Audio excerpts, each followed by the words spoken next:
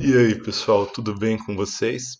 Essa semana a gente vai fazer uma coisa que é muito boa e vai ter bastante aplicação na vida de vocês, principalmente se vocês forem para a área acadêmica, fazerem mestrado, fazerem doutorado. E quando vocês fazem doutorado, mestrado, vocês provavelmente farão experimentos onde vocês farão reações, e essas reações vocês podem vir a modelar ou podem vir a necessitar de ajustar algum parâmetro para fazer alguma coisa. Então hoje a gente vai ver como, do zero, fazer ajustes de parâmetros para determinar, dentro de engenharia de reatores, as constantes Vmax, K ou todas as constantes que envolvam o teu modelo de reação. Mas isso aqui é aplicado em qualquer coisa. Qualquer coisa que você for ajustar, você vai seguir exatamente os mesmos passos. Guardem bem essas aulas porque vocês vão facilitar muitas coisas de vocês, vai facilitar bastante a vida de vocês, caso vocês sigam por esse caminho, e é um caminho bem provável, não só dentro da área acadêmica, até fora da área acadêmica, isso é bastante interessante, é bastante útil, e a gente vai seguir alguns passos aqui. Então, a gente vai se basear em um artigo, vai extrair os dados desse artigo, essa parte a gente vai basicamente roubar os dados deles, e normalmente os artigos eles não fornecem esses dados de forma simples para nós, né? Existem muitos artigos que fazem isso hoje em dia, eles vêm como anexos do artigo, os dados que foram utilizados, mas normalmente os dados estão nos artigos na forma de gráfico. E o que a gente vai fazer é extrair os pontos do gráfico hoje e começar uma tabela para a gente poder determinar aquelas constantes dentro da equação que a gente vai propor. Então, a gente vai utilizar este site aqui chamado Webplot Digitalizer e o artigo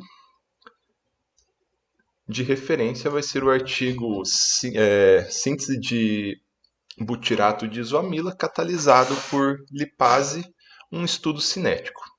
Então, basicamente esse artigo ele propõe um modelo de velocidade de reação. Esse modelo de velocidade de reação aonde considera uma reação entre um, um, é uma reação de formação de éster, então é uma reação entre um álcool e um ácido. A velocidade de reação é dada por um modelo similar a Michaelis-Menten com inibição.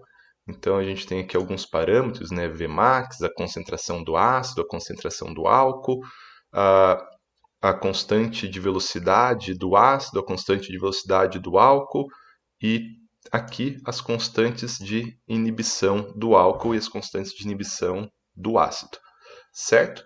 Quando a gente quer fazer um modelo e a gente quer usar esse modelo para fazer simulações, para tentar simular condições de reação, a gente tem que ter esses parâmetros. Com esses parâmetros aqui, a gente consegue calcular a velocidade de reação, que aqui está como V, que a gente chama de R normalmente. Então a gente consegue calcular a velocidade de reação. E se a gente estiver modelando um reator batelada, por exemplo, a reação do reator a equação de projeto no reator batelada é a variação da concentração com o tempo igual a velocidade de reação vezes o volume. Bastante simples. Então, é bastante interessante como esse artigo ele determina essas constantes, né? Porque o que a gente precisa para determinar essas constantes? Basicamente, a gente precisa de alguns experimentos onde é variado tanto a concentração de álcool ou de ácido, na verdade, como a concentração de álcool, e a gente precisa de velocidades de reação. Aí a gente tem um monte de pontos que foram feitos com essa concentração de álcool, com essa concentração de ácido, com essa concentração de ácido, com essa concentração de álcool. Uma série de experimentos e o número de experimentos vai ser proporcional ao número de constantes, né? Quanto mais constantes nós tivermos para ajustar, mais experimentos precisa ser feito, sendo que o número mínimo de experimentos é o número de constantes mais um, para ter um ajuste bem ruim, mas é o mínimo possível. Então, para esse experimento aqui, a gente tem para esse modelo, na verdade, a gente tem uma constante, duas, três, quatro, cinco. A gente precisaria de pelo menos 6 pontos para conseguir ter um mínimo de ajuste para a gente conseguir minimamente determinar essas constantes. Claro que quanto mais, melhor, certo? Então, como que os autores eles procederam? Eles procederam por uma técnica bastante interessante, então está aqui ó, na seção 4.2, a cinética da reação. Eles procederam com uma técnica bastante interessante, que é onde eles fazem só a velocidade inicial de reação. Porque quando você vai começar a reação, é muito simples, né? Tô achando que o microfone está muito alto, deixa eu abaixar um pouquinho. Alô? Quando você vai começar a reação, você tem a concentração do reagente A, você tem a concentração do reagente B. Se você for medir, avaliar, né, a taxa inicial de reação, é uma coisa que você não vai precisar nem cair em equações diferenciais. Eu já exemplifico isso para vocês. Uma das formas, a forma com que eu faço normalmente, é fazer a cinética reacional inteira, fazer um ensaio cinético inteiro, que seria similar a esse primeiro gráfico aqui, onde você coloca lá determinadas condições, né? Por exemplo, aqui está 5 molar de álcool e 0, 1, 2, 3, 4 molar de ácido. E aí avalia, né? Na verdade aqui não, desculpa, estou falando besteira. Eu achei que ia ser assim o gráfico. É, Na verdade, a forma com que eu faço normalmente é pegar determinadas condições, por exemplo, vamos começar com 1 molar de álcool com 1 molar de ácido butírico e ver o curso da fermentação. Aí a gente tira um monte de pontos. Aí muda, 2 molar de álcool, 1 molar de ácido butírico. Aí vê o curso inteiro da fermentação. Aqui no artigo eles optaram por uma forma que, na verdade, se for vê-la até bem mais simples de aplicar, porque fica muito mais rápido os experimentos. Eles tiraram só a velocidade inicial de reação. Então coloca, por exemplo, 1 molar de ácido butírico, meio molar de álcool. Coloca para reagir, tira o primeiro ponto, 1 minuto depois, 2 minutos depois, o que for o que os autores determinarem. E a partir disso, você tendo o primeiro ponto e o ponto zero, você pode determinar a taxa inicial de reação por uma equação muito simples. A taxa inicial de reação vai ser a variação dos produtos pela variação do tempo. É simples, só isso. Super simples assim. Até alguns autores acabam tirando mais de um ponto, fazendo uma curva, tirando 2, 3, 4 pontos, interpolando por uma parábola ou por uma curva de terceiro grau, derivando no ponto igual a zero e achando ali a inclinação da reta. O importante é que né, a gente ache a inclinação da reta. Qual que é a diferença entre o produto no tempo zero e o produto no tempo que você tirou? O produto no tempo zero a gente sabe, porque foi a gente que você colocou, e o produto no tempo que você determinou. Quanto menor for esse tempo, mais próximo é da velocidade inicial de reação. E por que que isso é bom? Porque a gente tem o produto no ponto zero e a gente analisa o produto no ponto que tirou. É só um delta normal, a gente não precisa fazer uma derivada, resolver a derivada e tudo mais. Então, aqui a gente tem um monte de pontos. Na verdade, os autores usaram esses dois gráficos aqui. A única diferença desses dois gráficos é um padrão só de forma de expressar gráficos, principalmente para os gráficos não ficarem com umas escalas muito estranhas. Então ele deixa aqui, representa no Double Reciprocal Plots Rates, certo? Então é o inverso da velocidade pelo inverso da concentração. Enquanto aqui é a velocidade e a concentração. Então aqui é o inverso da velocidade, 1 sobre a velocidade, 1 sobre a concentração, 1 sobre a velocidade, 1 sobre a concentração, certo? Então, por exemplo, se a gente pegar aqui o ponto em 4, 1 sobre concentração de álcool igual a 4. Isso quer dizer que esses pontos aqui foram feitos com 1 sobre 4 molar de álcool, ou seja, 0,25 molar de álcool. Se a gente pegar esse ponto aqui, esse triângulo aqui em cima, na verdade ele tem as condições dele foram 0,25 molar de álcool e 3 molar de ácido, certo? Então eles pegaram, colocaram num becker 3 molar de ácido, 3 molar de álcool, colocaram para reagir, tiraram o primeiro ponto e aí com esse primeiro ponto eles já colocaram aqui a nossa taxa inicial de reação. Beleza, pessoal? Então, o que que a gente quer fazer? Qual que é o nosso objetivo? Extrair os pontos desse gráfico. como que a gente extrai os pontos desse gráfico, já que a gente não tem nenhum anexo aqui no artigo falando esses pontos? Então a gente vai usar alguma ferramenta de extração de pontos de gráfico. No caso aqui eu vou usar o WebPlot Digitalizer. Ele é muito bom. Então ele funciona assim: você primeiro copia aquelas imagens, né? Eu já copiei, já salvei, então vou dar load nelas. Vou pegar aqui, elas já estão aqui, ó, as 3 imagens. Vou pegar a imagem 3 aqui, carregou ela. Primeira coisa que a gente faz nesse tipo de software é mostrar a escala para o software. Então a gente tem um monte de tipos de gráfico, né? Esse aqui é um gráfico XY, 2D, perfeito. Primeira coisa que a gente vai fazer é alinhar os eixos. Então começa assim, ele fala, coloca onde é teu x1, x2, y1, y2, que ele vai calcular o resto a partir disso. Então a gente vai, ó, colocar aqui é o meu x1, colocar aqui meu x2. Notem que lá em cima ele dá um zoom, para a gente ver exatamente onde a gente está. Vou pegar aqui nosso y1. Pegar aqui, mais um pouquinho, nosso y2.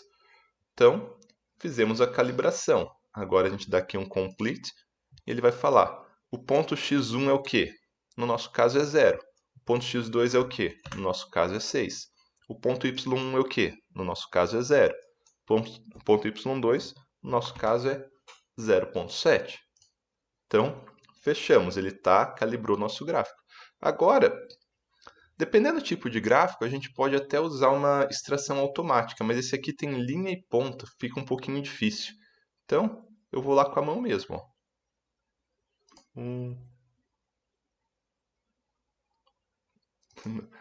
Tô sentindo a pressão de estar fazendo isso com pessoas olhando, aí eu erro. Ah, eu tô sem meu mousepad hoje também. Tava tão sujo, teve que lavar. Opa, errei, vou dar um delete aqui, ó. Bom, aqui esse gráfico ele tá um pouco difícil de ver, né? Então as bolinhas que são 0,25 molar vem e termina aqui atrás desse, ó. Dá até para ver que ele tá um pouco mais curvo. Tá errado, não tá muito bom, mas tudo bem, ó. Então, se a gente vem aqui em View Data, a gente tem a extração dos dados aqui, ó. Dá até para imaginar que os gráficos no eixo X, eles são 1/3, que daria 1/1/3 daria 3 molar, 1/5, que daria 2 molar, 2/3, 1 e 1/3, 2, 4. Dá bem certinho com essas concentrações mais ou menos do lado ali, né? Eu vou continuar aqui, ó, pegando outros dados. Então, no triângulo aqui, que seria... Deixa eu colocar aqui em Add.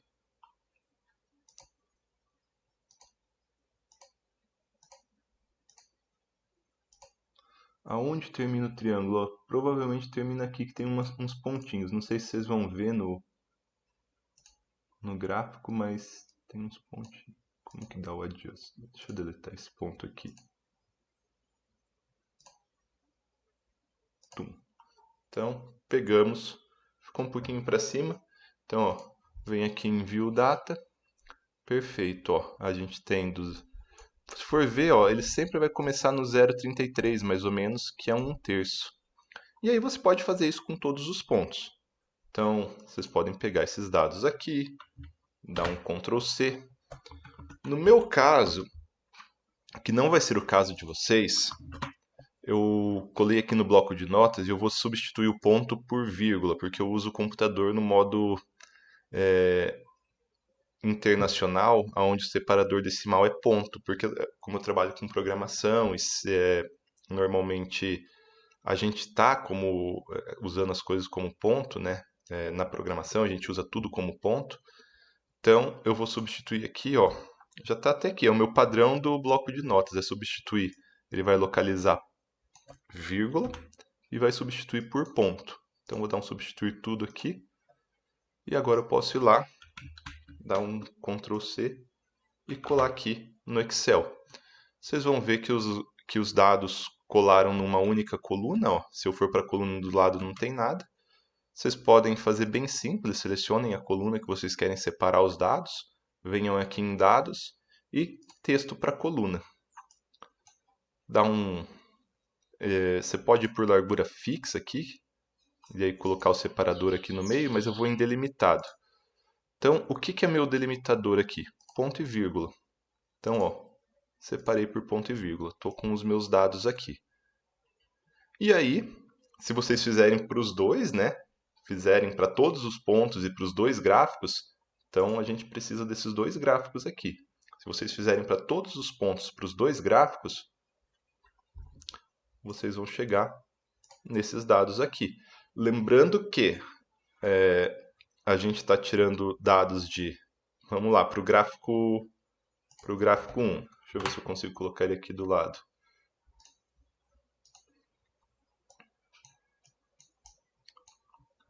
Para o gráfico 1, o que a gente tem? A gente tem a concentração de ácido, 0,25, 0,5, 10, 1, 2, 3.